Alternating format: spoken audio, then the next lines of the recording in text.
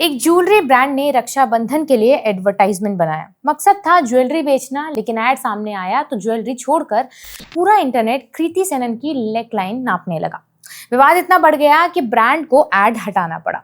जीवा का जो एड था उसमें किसी को उनका ब्लाउज अश्लील लगा, किसी को कुत्ते को राखी बांधना संस्कृति का अपमान, और किसी ने कंपनी की फंडिंग निकालकर अजीम प्रेमजी तक को इस विवाद में खींच लिया। यानी कुछ सेकंड्स के एड ने कृति के कपड़ों से लेकर हिंदू त्योहारों, पेट पेरेंटिंग, महिला सशक्तिकरण और इन्वेस्टर के धर्म तक सबकी जांच करवा दी।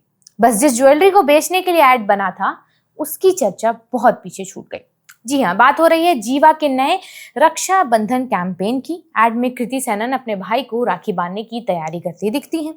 तभी उनका पेट डॉग बीच में आ जाता है। कृति पहले डॉग को राखी बांधती हैं और फिर अपने भाई को। ब्रांड का मैसेज था कि इस रक्षाबंधन उन सिबलिंग्स को भी सेलिब्रेट कीजिए जो 2 पैरों पर नहीं बल्कि 4 पैरों पर चलते हैं। कैंपेन जीवा के पेट कलेक्शन को प्रमोट करता है। एक क्यूट डॉग, एक ग्लैमरस सेलिब्रिटी और फेस्टिवल गिफ्टिंग। एडवर्टाइजिंग की भाषा में पूरा पैकेज लगभग परफेक्ट था, लेकिन इंटरनेट को इसमें क्यूटनेस कम और कॉन्स्पिरेसी ज्यादा दिखाई दी। सबसे बड़ा ऑब्जेक्टिफिकेशन कृति सेनन के आउटफिट पर आया। उन्होंने off white bralette style blouse, cape और ड्रेप्ड स्कर्ट पहनी थी। सोशल मीडिया पर लोगों ने पूछा कि पूजा की थाली कहाँ है, तिलक कहाँ है, बिंदी कहाँ है, और कोई बहन अपने भाई के सामने ऐसे कपड़े पहनकर राखी कैसे बांध सकती है।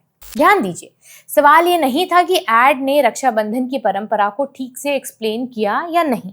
सवाल ये था कि कृति सेनन के कपड़े कितने नीचे या कितने ऊपर थे।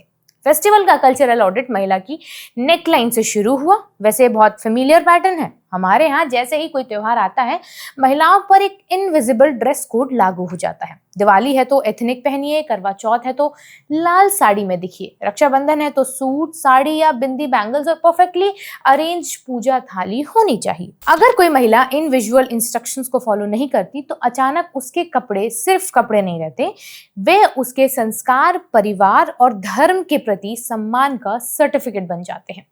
लेकिन यहाँ एक बेसिक सवाल है, किसी महिला का कल्चर उसके मन, उसके व्यवहार और उसके रिलेशनशिप में होता है या उसके ब्लाउज की लेंथ में? क्या परंपरा का सम्मान इस बात से तय होगा कि उसके शरीर का कितना हिस्सा दिखाई दे रहा है? और अगर यही स्केल है तो पुरुषों के लिए वो स्केल क्यों नहीं है? आज इसी विवाद की तह तक जाने की कोशिश करेंगे। मेरा नाम है अन्नू और आप देख रहे हैं मास्टर शॉट। रक्षाबंधन पर भाई ने कुर्ता पहना है या टी शर्ट? उसने तिलक लगाया है या नहीं? वो पूजा के समय शॉर्ट्स में बैठा था या जीन्स में? इन बातों पर शायद ही कभी नेशनल डिबेट होती है। लेकिन बहन ने क्या पहना है, इस पर पूरा इंटरनेट डिसिप्लिनरी कमेटी बनकर बैठा हुआ है।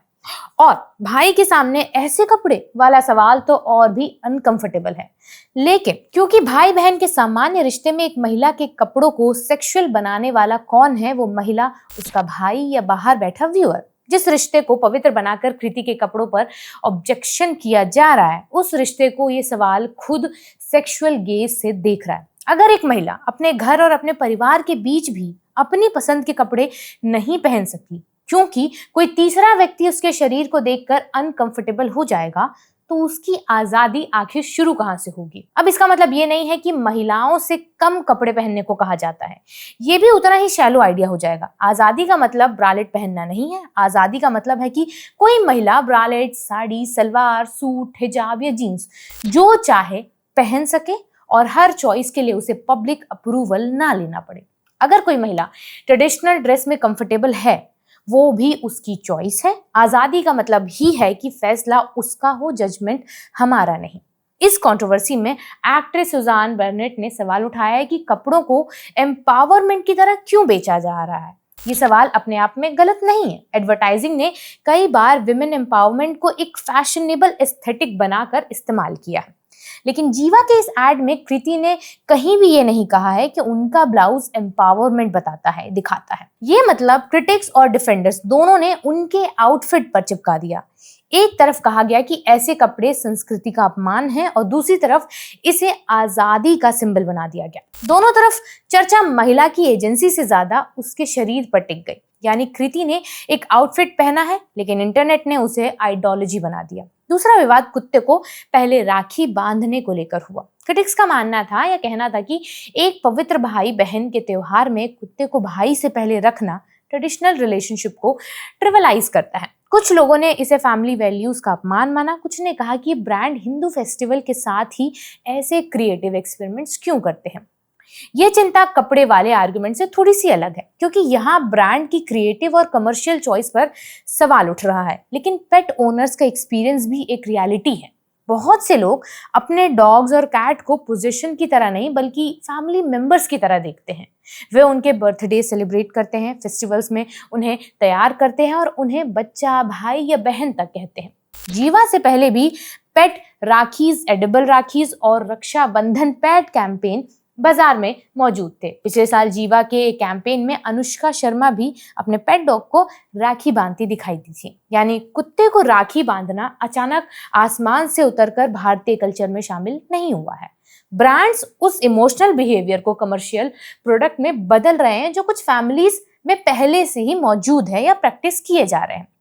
अब आप सोच रहे होंगे कि फैमिली किसे माना जाएगा, इसका फैसला कौन करेगा? सिर्फ सोसाइटी, सिर्फ ब्लड रिलेशन, या उस फैमिली के लोग? हमारी ट्रेडिशनल फैमिली व्यवस्था में महिलाओं से रिश्तों को संभालने, केयर वर्क करने और सबके इमोशंस का ध्यान रखने की उम्मीद की जाती है। लेकिन वही महिला अगर अपने इमोशनल बॉन्ड की डेफिनेशन खुद तय करे, चाहे अपनी बहन को राखी बांधे, किसी फ्रेंड को फैमिली माने या पेट को सिबलिंग, तो अचानक कहा जाता है कि वो रिश्तों की मर्यादा बिगाड़ रही है। कृति सेनन ने बैकलैश के बाद अपने रिस्पॉन्स में इसी पर्सनल मीनिंग की बात की है। उन्होंने कहा है कि फेस्टिवल, त्योहार का एसेंस कपड़ों में नहीं, उनके पीछे मौजूद इमोशंस और ट्रेडिशन के मीनिंग में होता है। उन्होंने पूछा कि हम महिलाओं को क्या पहनना है ये बताना कब बंद करेंगे आप लोग? उनकी सबसे स्ट्रॉन्ग लाइन थी, culture and traditions are in her heart, not in her neckline. Kriti Sanon ने यह भी बताया कि वो और उनकी बहन एक दूसरे को राखी बांधती हैं और उनके लिए प्रोटेक्शन और अफेक्शन का यही भाव डॉग्स तक भी जाता है, क्योंकि वे भी फैमिली ही हैं। लेकिन यहाँ एक इंपॉर्टेंट कॉन्टेक्स्ट छिपाना भी सही नहीं होगा। कृति सिर्फ जीवा की ब्रांड एम्बेसडर नहीं है। मई 2026 में उन्हें कंपनी का स्ट्रेटेजिक इन्वेस्टर भी अनाउंस किया गया था। कंपनी के मुताबिक उनकी भूमिका ब्रांड बिल्डिंग, कलेक्शन इनपुट्स और कंज्यूमर इंगेजमेंट तक जाएगी। इसका मतलब उनका जवाब पर्सनल फ्रीडम का जेन्युइन डिफेंस हो सकता है, लेकिन वो उस ब्रांड के डिफेंस भी है जिसमें उनका कमर्शियल इंटरेस्ट खुद जुड़ा हुआ है। असल में ब्रांड को फेमिनिज्म बहुत पसंद है। जब तक फेमिनिज्म ज्वेलरी, ब्यूटी प्रोडक्ट या फैशन बेचने में मदद करे, modern women, independent women, unapologetic women जैसे शब्द एडवर्टाइजिंग में बार बार सुनाई देते हैं। लेकिन क्या ब्रांड महिलाओं की फ्रीडम के लिए कोई सोशल रिस्क ले रहा है या फ्रीडम को अट्रैक्टिव पैकेजिंग बनाकर प्रोडक्ट बेच रहा है? इसे विज्ञापन की भाषा में कभी कभी फेमवर्टाइजिंग कहा जाता है, यानी फेमिनिस्ट आइडियाज का इस्तेमाल मार्केटिंग में करना। जीवा का एड एक तरफ ट्रेडिशनल सिबलिंगहुड की डेफिनेशन एक्सप्लेन करता है, दूसरी तरफ उसी इमोशन को पेट कलेक्शन खरीदने के नए ओकेजन में बदल देता है। डॉग अब सिर्फ फैमिली मेंबर नहीं है, वो एक नया कंज्यूमर सेगमेंट भी है। इसीलिए इस एड को रिवोल्यूशनरी फेमिनिस्ट स्टेटमेंट मान लेना उतनी ही जल्दबाजी होगा जितना इसे हिंदू कल्चर पर हमला मान लेना होगा। हो सकता है ये सिंपली एक कमर्शियल कैंपेन हो जिसने चेंजिंग अर्बन फैमिलीज को आइडेंटिफाई किया हो और उनके इमोशन के लिए नया प्रोडक्ट बना दिया। फिर इस कंट्रोवर्सी में फंडिंग का एंगल आता है। सोशल मीडिया अकाउंट्स ने बताया कि जीवा ने 200 करोड़ की फंडिंग ली थी और उस राउंड को प्रेम जी इन्वेस्ट ने लीड किया था। यह जानकारी सच है, लेकिन अधूरी कहानी अक्सर सबसे इफेक्टिव मिस इन्फॉर्मेशन बनती है। 200 करोड़ वाले सीरीज बी राउंड जुलाई 2023 में हुआ था और उसमें प्रेम जी इन्वेस्ट के साथ दूसरे इन्वेस्टर्स ने भी हिस्सा लिया था। इसके बाद जीवा ने दूसरी फंडिंग भी रेस की थी। तो फिर अजीम प्रेम जी का नाम इस डिबेट में लाने की जरूरत क्यों पड़ी? क्या एड का क्रिटिसिज्म कृति के आउटफिट और डॉग तक सीमित नहीं रह सकता था? ऑथर और सोशल कमेंटर प्रोफेसर पुरुषोत्तम अग्रवाल का मानना है कि इन्वेस्टर का नाम अजीम नहीं होता तो शायद यह एंगल इतनी तेजी से एम्पलीफाई नहीं होता। ये उनके एनालिसिस है, कोई प्रूव्ड कॉन्स्पिरेसी नहीं है, लेकिन ये उस पैटर्न की ओर जरूर इशारा करता है जहां किसी ब्रांड के क्रिएटिव डिसीजन को समझने के बजाय उसके पीछे एक मुस्लिम आइडेंटिटी खोजी जाती है। ताकि ऑर्डिनरी एडवर्टाइजमेंट को कल्चरल अटैक की कहानी में बदला जा सके। वैसे ये कोई पहली एडवर्टाइजिंग कंट्रोवर्सी नहीं है। 2019 में सर्फ एक्सेल के रंग लाए संग एड में एक हिंदू लड़की अपने मुस्लिम दोस्त को होली के रंग से बचाकर मॉस्क यानी मस्जिद तक पहुंचाती है। एडवर्टाइजमेंट ने बच्चों की फ्रेंडशिप दिखाई थी, लेकिन उस पर भी एंटी हिंदू होने के आरोप लगे और बॉयकॉट कैंपेन चलाया गया था। 2020 में तनिष्क के 71वां एड में एक मुस्लिम फैमिली अपनी pregnant Hindu daughter in law के लिए उसकी परंपरा के अनुसार बेबी शावर ऑर्गेनाइज करती दिखाई गई थी। उस एड को लव जिहाद प्रमोट करने वाला बताया गया था और ब्रांड ने उसे वापस बाद में ले लिया था। गौर करने वाली बात यह है कि उस कहानी के सेंटर में भी एक महिला और उसका इंटरफेथ फैमिली रिलेशनशिप था।